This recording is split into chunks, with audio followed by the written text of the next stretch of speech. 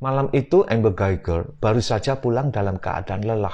Selama 14 jam dia berada di lapangan sebagai polisi Dallas. Saat menyusuri lorong menuju apartemennya dengan nomor 1378, dia kaget karena pintu apartemennya tak terkunci. Ia melihat siluet dari apa yang ia yakini sebagai pencuri di apartemennya. Nalurinya sebagai polisi langsung bereaksi. Dia segera memegang pistol. Saat itu dia masih mengenakan seragam aparat lengkap dengan semua peralatannya. Di ruang tamu, dia melihat sesosok pria berkulit hitam duduk menonton TV sambil makan es krim. Entah apa yang dipikirkan. Tanpa berpikir panjang, perempuan 31 tahun tersebut langsung menarik pelatuk dan menembaknya. Sekian detik dia puas karena penjahat yang masuk ke rumahnya tersebut tersungkur jatuh. Tapi setelah itu dia tersadar, ternyata dia salah masuk apartemen. Guyger tak mengecek bahwa apartemen yang dimasukinya itu sebenarnya bernomor 1478, beda satu lantai dengan apartemennya. Pria yang ditembak merupakan penghuni apartemen tersebut, namanya Bottom John. Kejadiannya tanggal 6 September 2018.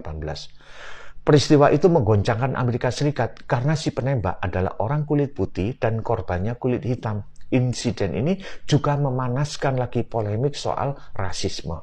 Betapa hancur dan sedihnya keluarga korban, termasuk adik korban, Brian John. Amarah berkobar dalam hatinya. Ia sering berkata kepada teman-temannya bahwa dia akan membalas dendam dan membunuh pembunuh kakaknya tersebut. Berbulan-bulan, Brian John jalani hidup yang penuh kepahitan. Tapi ia sadar bahwa amarahnya tidak boleh terpendam dalam dirinya.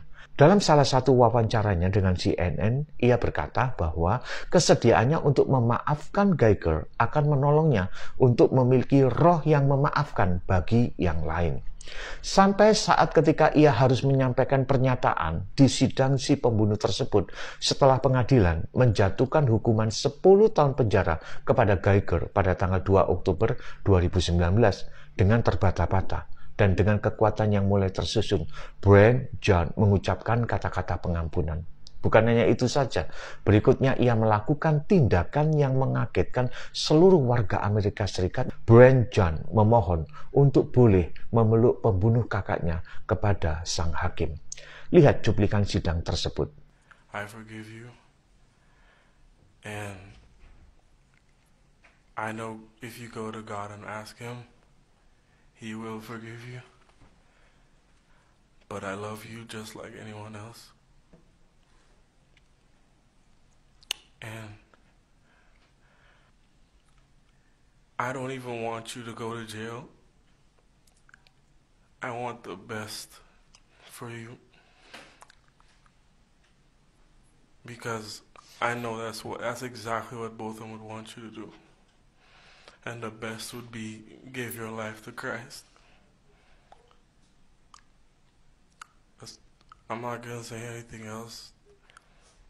Again, I love you as a person,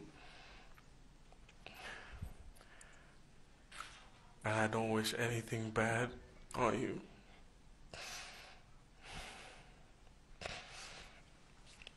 I don't know if this is possible, but can I give her a hug, please? Please? Yes.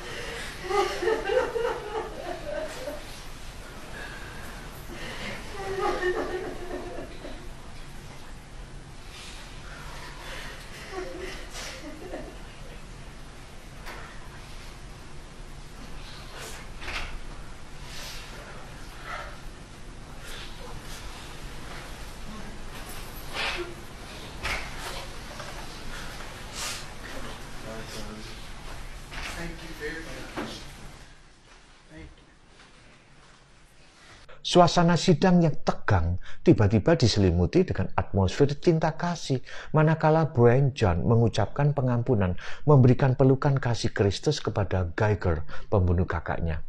Hampir semua orang terisak di sidang tersebut, tidak terkecuali sang hakim. Bahkan setelah itu, Hakim Tammy Kemp menghampiri Geiger dan menyerahkan sebuah Alkitab. Ia membukakan Yohanes 3 ayat 16 lalu berkata kepadanya, "Kamu hanya perlu iman sebesar biji sesawi. Kamu mulai dengan ini." Setelah itu mereka berpelukan. Hari itu, Amerika Serikat dan kita semua mendapatkan pelajaran yang sangat berharga. Seorang pembunuh yang patut dikutuki 7 turunan, namun menerima kasih yang tak terduga ketika pengampunan dilepaskan. Dan ketika kasih diberikan, orang-orang yang terpuruk dalam dosa dan rasa bersalah diangkat kembali dalam pemulihan. Semoga kita menjadi orang-orang yang melepaskan pengampunan supaya atmosfer di sekitar kita adalah atmosfer cinta kasih. Amin.